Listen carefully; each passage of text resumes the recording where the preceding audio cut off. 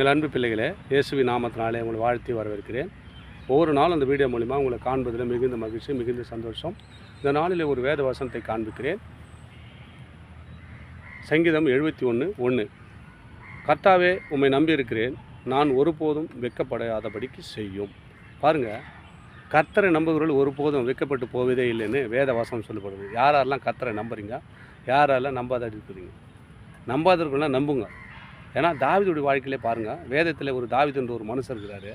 அவர் எப்பொழுதும் அவருடைய துதி, இயேசுடைய துதி அவர் வாயில் இருந்ததான். அப்படி இருந்தபடினால அவர் எங்கே வெட்கம் படையாதபடிக்கு தேவன் மாற்றி போட்டார். உங்கள் வாழ்க்கையில் வெட்கம் வராதபடிக்கு, தலைகுனி வராதபடிக்கு, சோர்வு வராதபடி வேணும்னு சொன்னால், கர்த்தாவே உம்மை நம்பியிருக்கிறேன், நான் ஒருபோதும் வெட்கப்படாதபடிக்கு செய்யும் என்று ஒரு துணிச்சலோடு, ஒரு தைரியமாக ஒரு பிள்ளை ஒரு தகப்பிட்ட கேட்குற மாதிரி கேட்டார். பாருங்கள், தாவீது எப்படியாப்பட்ட மனுஷன் தெரியுமா? ஆடு மேய்க்கிறவர். ஆடு மேய்ச்சிருந்த மனுஷனை ராஜாவாக மாற்றிட்டார். ஏன்னா எப்பொழுதும் அவரோட உறவாடுங்கிறாங்க. ஒரு பிள்ளை ஒரு தகப்பனுக்கு நல்ல வழிகளை, நல்ல ஒரு கீழ்ப்படி நடக்கும்போது, அவர் சொன்ன வார்த்தை கீழ்ப்படி நடக்கும்போது, அவன் பிள்ளைக்கு என்ன கேட்டாலும் வாங்கி தருவாரா இல்லையா?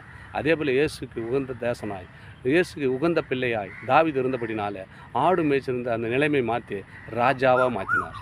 உங்கள் வாழ்க்கையில் அப்படிப்பட்ட சூழ்நிலை மாறினா, நீ வெட்கப்படாதபடிக்கு, தலை குனியாதபடிக்கு நிமிர்ந்து நிற்கிறேன்னு சொன்னால், அவர் தான் சொல்லார், நான் இயேசுவோடு நான் உறவாடுகிறேன்.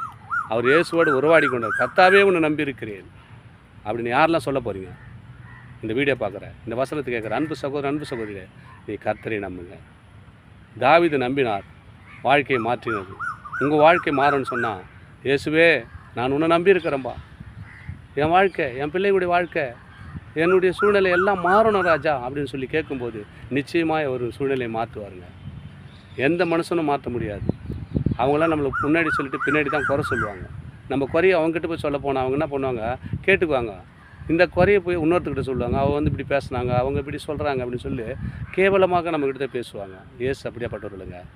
உன் மனசோடு பேசுகிறோம், இதயத்தோடு கனெக்ட் பண்ணி பேசும்போது நிச்சயமாய் உன் இருதயம் சிறப்படும்.